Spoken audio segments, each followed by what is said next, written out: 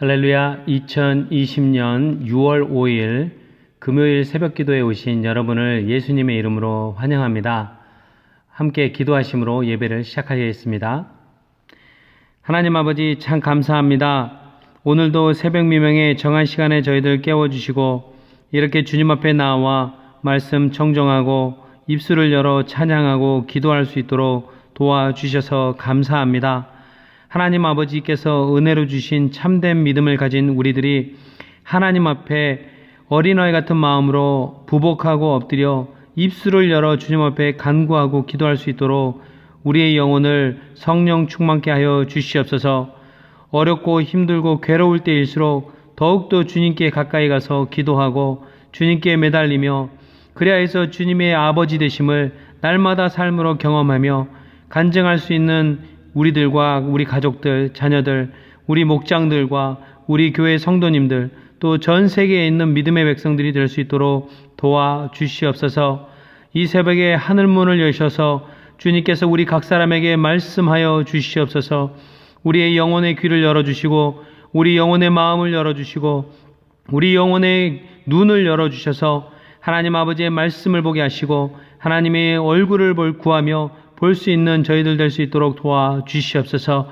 그래야 해서 하나님 우리의 삶을 관통하는 주님의 말씀이 하나님 많은 사람들에게 세상 가운데 흘러가게 도와주시고 그래야 해서 그 말씀이 열매 맺고 자라서 하나님 나라가 이 땅 가운데 이 세상 가운데 편만하게 될 수 있도록 도와주시옵소서. 우리가 이 세상을 살아갈 수 있는 오직 한 분 희망이 되시는 주님 예수 그리스도의 이름으로 기도했습니다. 아멘.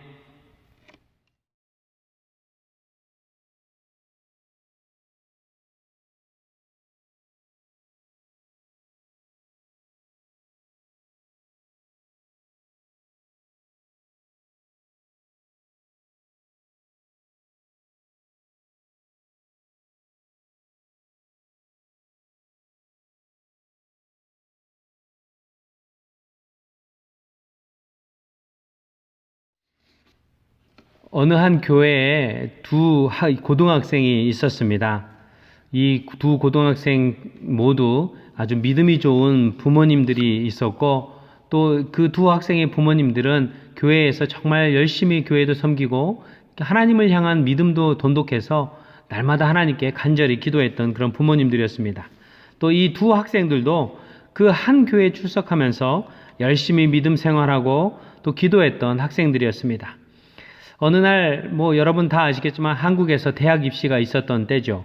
대학 입시 90년대 초에 80년대에 있었던 대학 입시에 이 믿음 좋은 두 학생이 대학 입시를 치렀는데 한 학생은 자신이 원하는 대학에 딱 붙었는데 두 번째 같이 있었던 학생은 똑 떨어지고 말았습니다. 붙은 학생은 참 기뻐하고 또 떨어지게 된 학생은 얼굴이 그렇게 밝고 기쁜 얼굴이 아니었던 것 같습니다. 그런데 이 두 사람을 보고 주변에서 이런 이야기들이 나옵니다. 수근수근 이 붙은 학생은 부모님이 더 하나님께 헌신하고 하나님께 더 잘해서 그 복을 받아서 대학에 붙은 것이다. 또 떨어진 학생은 이 부모님이 하나님께 더 잘 못해서 그런 것이다. 이런 이야기도 나오고 또 어떤 혹자들은 한 믿음이 약해서 떨어진 거야. 저 학생은 저 학생보다 1시간 더 기도해서 붙은 거야. 이런 구구절절 다양한 이야기들이 나왔습니다.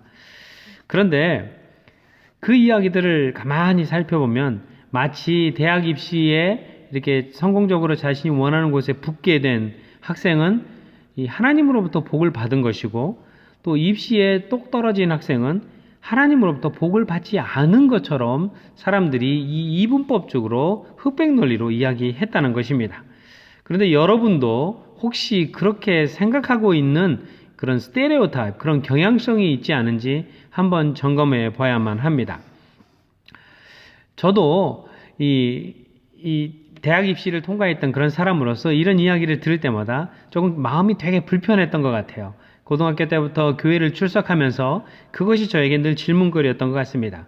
그렇다면 이 믿음을 가지고 있는 이 신자인 여러분과 우리 모두는 이것에 대한 질문을 어디에 두고 해야 될까요? 바로 성경에서 그 답을 찾아야만 합니다.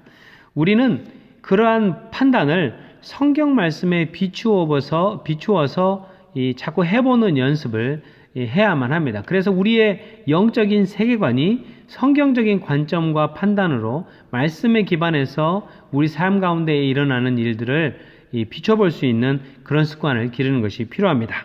그렇다면 이 복을 받고 안 받고에 관한 것이 도대체 어떤 것인가, 성경이 말하고 있는 것이 무엇인지 이 복에 대해서 한번 검색을 해봤습니다. 성경 안에 복이라는 이 서치 기호를 넣으면 참 많이 나오는데, 그 중에 성경에서 말하고 있는 복이 과연 어떤 관점으로 쓰여져 있는지 몇 가지만 한번 찾아봤습니다. 먼저 시편 1편에는 이렇게 써 있습니다. 복 있는 사람은 악인의 꾀를 따르지 아니하며 죄인의 길에 서지 아니하며 오만한 자의 자리에 앉지 아니하며 오로지 주님의 율법을 즐거워하며 밤낮으로 율법을 묵상하는 사람이다 라고 얘기합니다. 즉 복의 이 근원이 주님의 율법을 즐거워하고 그 주님의 율법을 묵상하는 것이라고 나와 있습니다. 잠언 3장 13절에도 지혜를 찾는 사람은 복이 있고 라고 나옵니다.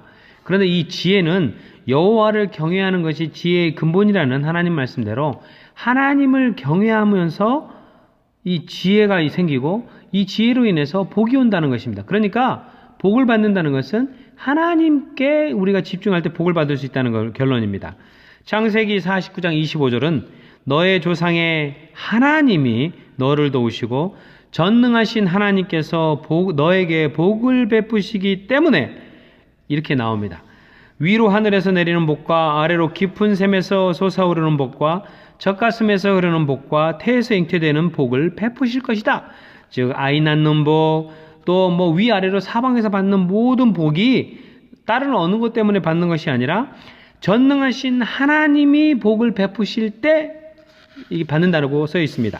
창세기 12장 3절은 어떻게 써 있느냐? 너를 축복하는 사람에게는 내가 복을 베풀고 너를 저주하는 사람에겐 내가 저주를 내릴 것이다. 여기서 내가는 여호와 하나님을 의미합니다. 즉 나에게 어떤 사람들이 복을 베풀고 저주를 베풀고와 상관없이 복은 전적으로 하나님으로부터 내려온다고 얘기합니다. 시편 115편 12절은 이렇게 얘기합니다. 주님께서 우리를 기억하여 주셔서 복을 주시고 라고 나옵니다. 그러니까 이 복은 주님께로부터 온다고 얘기합니다. 창세기 22장 18절에서도 내가 나에게 복종하였으니 세상 모든 민족이 내 자손의 덕을 입어서 복을 받게 될 것이다. 즉 다른 사람들 자손들이 복을 받게 되는 것도 하나님 여호와 하나님이 여호와 하나님께 복종하였으니까 복을 받게 된다고 얘기합니다. 시편 115편 13절을 보면 주님을 경외하는 사람에게 복을 주시니 낮은 사람 높은 사람 구별하지 않고 복을 주신다라고 쓰여져 있습니다. 이 말씀을 가만히 보니까 우리는 지금까지 저와 여러분이 지금까지 읽은 성경 구절에서 이 성경이 말하고 있는 복의 이 정의는 절대 주권자이신 여호와 하나님께서 자신의 기쁘신 뜻을 따라 그냥 하나님께서 그냥 은혜로 그것을 받는 사람이 낮은 사람이든 높은 사람이든 구별하지 않고 배운 사람이든 배우지 않은 사람, 못한 사람이든 또 부자이든 부자이지 않든 아픈 사람이든 아프지 않는 사람이든 공부를 많이 했던 공부하지 많이 못했던 사람이든 그냥 주님이 은혜로 결정해서 복을 주시는 선물임을 알 수 있습니다. 여러분과 저처럼 이 한국 문화, 동양의 운명론적 입장이나 또 인과응보적 입장이나 또 인본주의적 입장에서 복이 어디서 오는지 보는 것이 아니라 성경적인 복의 관점으로 본다면 무엇인가 잘 될 때 복이 있고 잘 안 될 때는 복이 없다고 말하는 것은 완전히 잘못된 말임을 알 수 있습니다. 왜냐하면 이 복의 시작과 끝, 즉 복의 근원이 100% 하나님께 있으니까 우리 인간적인 눈에, 세상적인 기준에, 인간적인 평가로 볼 때 무슨 일이 잘 되고 있을지라도 그것이 하나님의 깊으신 뜻이 아니라면 그것은 복된 일이 아니라는 거예요. 또 우리 눈에 어떤 일이 잘 되지 않고 또 세상이 보기에 실패하는 것 같고 느린 것 같고 더딘 것 같고 잘 풀리지 않더라도 그것이 지금 당장 하나님이 원하시는 것이라면, 그러니까 사람 눈에 잘 안 되는 것 같고 느려지는 것 같고 천천히 되는 것 같고 실패하는 것처럼 보여지는 것이 하나님이 원하시는 것이라면, 그것이 하나님 뜻이라면 우리 인간의 눈에는 그렇게 보일지라도 하나님 기준에는, 성경의 기준에는 바로 복된 일이라는 그런 뜻입니다. 여러분 혹시 손정의라는 사람을 아십니까? 이 일본에 귀화했던 이 제일 한국인의 2세인데, 이 손정의라는 사람은 1973년도에 자신이 다니고 있었던 고등학교를 중퇴합니다. 뭐 일본이나 한국이나 뭐 1970년대는 똑같죠. 중간에 고등학교를 중퇴한다는 것은 뭐 깡패나 공부를 잘 못하거나 너무 가난해서 이 일을 더해 가는 사람들이 실패의 하나의 모형으로 나옵니다. 고등학교를 중퇴했으니 일본에서 대학을 갈 수 없지요. 그런데요, 이 손정희라는 사람은 바로 미국의 캘리포니아로 유학을 우연결에 가서 그곳에서 고등학교를 들어가고 2주 만에 고등학교를 졸업합니다. 그리고 나서는 그 주변에 있는 홀리네일이라는 2년제 대학교에 들어가서 그곳에서 공부를 하고 이 캘리포니아의 버클리 대학으로 이 편입학을 해서 컴퓨터 공학을 공부합니다. 그리고 나서 그 사람이 일본으로 돌아가서 이 소프트뱅크, 뭐 일본어로는 소프트뱅크라고 하죠. 그 소프트뱅크라는 이 IT 회사를 세우고 전 세계 몇 위 안에 들어가는 부자가 됩니다. 여러분과 제가 익히 알고 있는 스프린트라는 이 전화기 회사를 이 손정희가 가지고 있는 소프트뱅크에서 지분을 가지고 있어서 거의 주인이나 마찬가지고, 이 손정희라는 사람이 이렇게 주관해가지고 이 스프린트라는 회사가 T-모바일까지도 이 머지해서 같은 회사로 사버려서 이제 이 스프린트와 T-모바일까지 소유하게 된 그런 굉장한 리더이자 또 CEO가 돼버렸습니다. 이 세상적인 관점으로 본다면 이 손정희라는 사람은 실패자였을 것입니다. 고등학교도 중퇴했지, 또 일본에서 대학도 못 갔지. 그렇지만 그의 인생은 그때 당시에는 그게 실패처럼 보였을지라도 먼 관점에서 볼 때는 이 하나님, 천지만물을 지으신 하나님의 관점에서 볼 때는 실패가 아니라 하나님이 계획하시는 그 길로 가기 위한 하나의 길목 작업일 수 있다는 것입니다. 여러분, 또 우리 눈에 이렇게 어떤 일들이 잘 되고 안 되고와 상관없이 하나님의 눈에 그것이 잘 되는 것인지 안 되는 것인지를 보는 것이 성경적인 성공의 관점이라면, 이 실패의 대가로 잘 알려져 있는 미국의 16대 대통령 링컨의 이야기를 한번 해볼 수 있습니다. 이 링컨 대통령은 공식적으로 27번의 실패를 하고 한 번에 성공을 했던 사람입니다. 링컨의 인생은 실패의 연속이었던 그런 사람입니다. 사업에도 여러 번 실패했고, 의회에 출마했다가 여러 번 낙선했고, 사업을 다시 했다가 실패하고, 또 국회의원에도 도전했다가 여러 번 실패합니다. 또 상원위원회도 여러 번 도전했다가 낙선하고, 부통령에 도전했다가 낙선도 합니다. 이런 과정을 수없이 거치면서 27번이나 실패했다면, 이 성경적인 관점이 아닌 운명론적인 관점을 가지고 이 사람을 본다면 참 운명이 기구할 뿐만 아니라 이 사람은 참으로 불행한 삶을 산 사람일 것입니다. 그런데요, 링컨 대통령은 27번의 공식적인 실패를 다 거치고 난 다음에 기어이 남북전쟁으로 인하여서 시끄러웠던 미국의 16대 대통령으로 선출되고, 이 미국 전체에서 정말로 존경받는 그런 대통령으로 남아 있습니다. 역대 미국 대통령 중에 가장 위대한 인물을 조사한 이 결과가 있었는데, 16대 대통령 아브라함 링컨이 압도적으로 종합 1위를 차지했다는 것입니다. 뭐 사람들에게 가장 존경받는 사람이 되려면 최소한 뭐 실패를 많이 하지 않고 성공만 많이 한 사람이어야 되는데, 이렇게 인간적인 눈으로 봐도 27번이나 실패했던 사람을 하나님은 단 한 번도 이 사람이 실패했다라고 여기지 아니하시고, 하나님의 관점에서는 링컨 대통령은 이 16대 대통령으로 뽑아서 미국 전쟁, 이 남북 전쟁을 평화롭게 해결하고 미국의 아주 이 흑백의 이 노예 제도를 없애는 아주 놀라운 하나님의 도구로 사용하는 놀라운 대통령이 되게 하기 위해서 그 실패의 과정을 다 사용하셨다는 결론을 내릴 수 있습니다. 남북 전쟁이 치열해질수록 링컨 대통령은 더 깊이 신앙에 몰두했다라고 역사가들은 이야기합니다.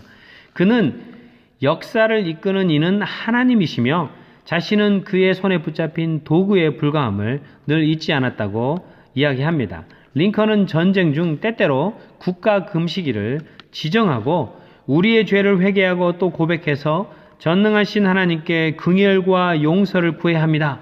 우리는 평화와 풍요 속에서 하나님의 손길을 잊어왔습니다. 전쟁이라는 재난 앞에서 국가적인 죄를 자백하고 세상의 최고 통치자이신 하나님께서 이 백성을 멸망시키지 않기를 기도합니다. 라고 링컨 대통령이 여러 번 말했던 기록들이 있습니다. 링컨은 27번의 실패를 거치면서도 단 한 번도 그것을 실패로 여기지 않고 지속적으로 하나님의 뜻이 무엇인지 구하면서 죽을 때까지도 하나님 앞에 서 있던 그런 믿음의 사람이었던 것입니다.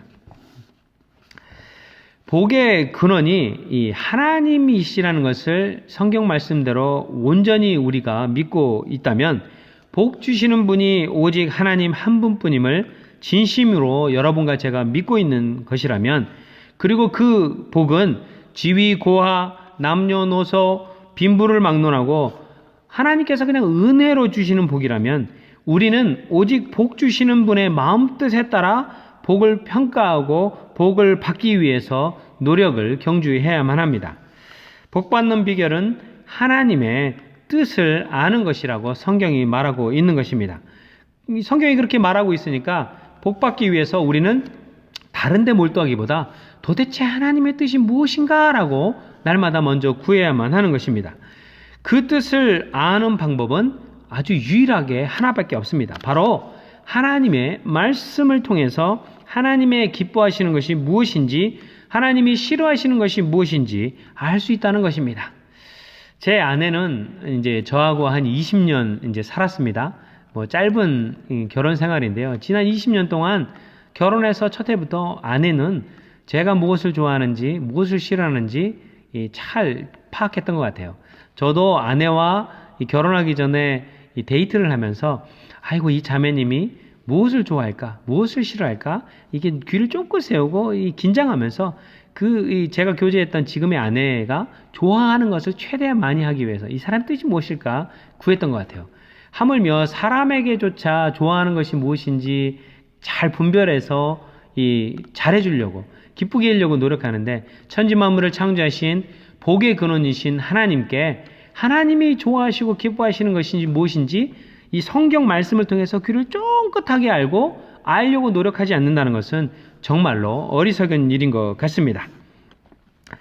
자, 하나님이 복의 근원이시기 때문에 그 복의 근원이신 하나님이 기뻐하시는 것을 알 수 있는 방법은 하나님의 말씀을 통해서만 알 수 있는데, 그래서 오늘 본문 말씀을 가만히 보면 28장 15절 오늘 본문 말씀에 이렇게 쓰여져 있어요. 그러나 당신들이 주 당신들의 하나님의 말씀을 듣지 않고 또 내가 오늘 당신들에게 명한 모든 명령과 규례를 지키지 않으면 다음과 같은 온갖 저주가 당신들에게 닥쳐올 것입니다. 라고 말하고 있어요. 그리고 나서 이렇게 하면 저주를 받고 저렇게 하면 저주를 받고 이렇게 하면 저주를 받고 오늘 본문 끝까지 이렇게 쓰여져 있습니다. 그런데요, 성경 읽을 때 성경 안에 나와 있는 저주니 복이니 사실 그게 핵심이 아니에요. 핵심은 복의 근원이신 하나님이시라는 것입니다.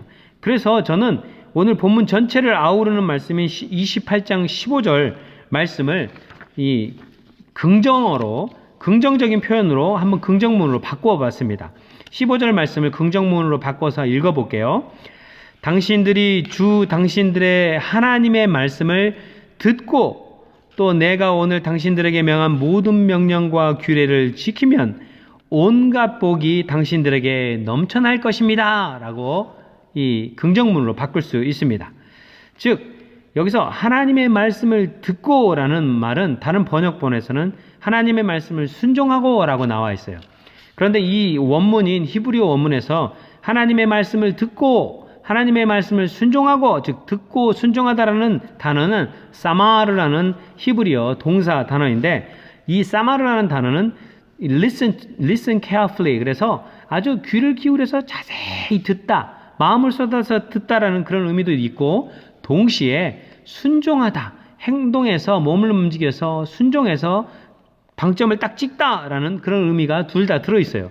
그러니까 하나님의 말씀을 듣는다는 것은 한 귀로 듣고 한 귀로 흘려보내는 것이 아니라 자세히 뭐라고 말씀하시니 그 뜻이 무엇인지 들은 다음에 듣는 것으로 끝나지 않고 손과 발과 마음과 몸을 다 움직여서 분주하게 움직여서 그 말씀대로 순종해서 냈을 때 딱 하고 방점이 찌어지면서 이 순종했다, 들었다라는 단어가 100% 완성이 된다는 것입니다. 이것은 하나님의 말씀을 통해서 하나님이 기뻐하시는 것을 깨닫는 것으로 끝나지 않고 행동으로 순종할 때까지 하나님의 말씀을 듣는다는 그런 의미인 것입니다. 이런 관점으로 오늘 본문 28장 15절에서 24절 전체를 본다면 진정한 축복과 진정한 저주가 무엇인지 하나님께 집중하면서 볼 수 있습니다. 그러니까 축복이 뭐고 저주가 무엇인 것에 우리의 시선을 두는 것이 아니라 진정한 축복과 진정한 저주가 이 두 가지를 하나님으로 연결해서 하나님께 집중하면서 두 가지를 봐야만 한다는 것입니다. 이런 관점에서 본다면 진정한 축복은 바로 하나님과 동행하는 것이 진정한 축복입니다. 하나님의 뜻을 아는 것이 진정한 축복입니다. 하나님의 뜻을 알기 위해서 성경을 열어서 이 성경 말씀을 열어서 하나님이 좋아하시고 기뻐하시는 것이 무엇인지 보고 알고 깨닫고, 그리고 주옥 같은 하나님의 말씀을 담임 목사님, 우리 교회에 있는 여러 사역자들, 또 하나님의 말씀을 통해서 그 뜻을 아는 것이 진정한 축복이라는 것입니다. 또 이렇게 하나님의 뜻을 들어서 아는 것으로만 끝나는 것이 아니라, 그렇게 듣고 그렇구나 가만히 있는 것으로 끝나는 것이 아니라 그 뜻대로 순종해서 이 두 손을 분주하게 움직이고 두 팔을 분주하게 움직이고 이 우리의 몸을 분주하게 움직여서 그것을 행동으로, 말씀이 우리의 두 손으로 두 발로 흘러나가서 주변에 있는 사람들에게 말씀이 생동력 있게 흘러나가도록 살아내는 것을 포함합니다. 그것이 바로 진정한 축복이라는 것입니다. 그렇다면 반대로 진정한 저주는 무엇이냐? 바로 하나님을 중심으로 볼 때 하나님과 교제의 끈이 떨어지는 것이 진정한 저주입니다. 뭐 아들이 아프고 대학에 떨어지고 하던 사업이 잘 안 되고 이것이 이 저주가 아니라는 거예요. 이것보다 가장 더 심각한 저주는 이런 일과 상관없이 하나님과 우리의 교제의 끈이 끊어지고 하나님에 대한 친밀감이 사라지는 것이 바로 진정한 가장 위험한 저주라는 것입니다. 이로 인해서 하나님과의 교제의 끈이 끊어지니까 하나님과 멀어집니다. 또 그 결과 하나님하고 멀어지니까 하나님이 뭘 좋아하시는지 뭘 싫어하시는지 알 수가 없어요. 하나님의 뜻을 알 수 없게 되니까 그저 내가 원하는 대로 마음대로 결정해서 살아가게 되는 것이 진정한 저주가 된다는 것입니다. 하나님 없이, 하나님의 말씀 없이, 하나님의 뜻을 알 수 없이 유리돼서 사는 것이 진정한 저주라는 거예요. 그런 저주 상태에 있을 때는 백만금을 가지고 고래등 같은 의리의리한 집에서 수많은 자동차와 또 성공하는 자식들, 건강한 내 삶으로 산다는 것이 아무 소용이 없다는 것입니다. 왜냐하면 하나님과 교제의 끈이 없는 상태에서 그것들은 저주와 똑같기 때문입니다. 하나님과 멀어지니 마귀의 종노릇하면서 살아가게 됩니다. 이렇게 살아가는 것이 진정한 저주인 것입니다.